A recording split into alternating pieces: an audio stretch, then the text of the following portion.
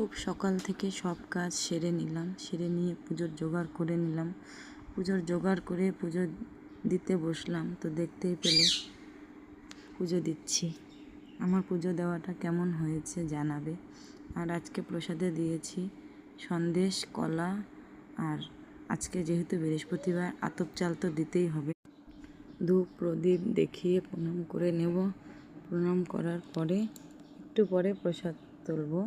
তো দেখো কেমন হয়েছে পুজো দেওয়াটা আমার গোপুসোনাকে কেমন লাগছে বলবে সবাই। তারপর চলে আসলাম রান্নাঘরে। আজকে করব সকাল সকাল ব্রেকফাস্টের জন্য পুরি আর একটা নিরামিষ সবজি করে আজকের ব্রেকফাস্টটা সারবো। তো বন্ধুরা, আমার ভিডিও যদি তোমাদের ভালো লাগে আমার চ্যানেলটি প্লিজ সাবস্ক্রাইব করে আমার পাশে থাকবে, আর আমাকে কমেন্ট করে বলবে। আমি তোমাদের সবার পাশে থাকবো, তোমরাও আমার পাশে থাকো।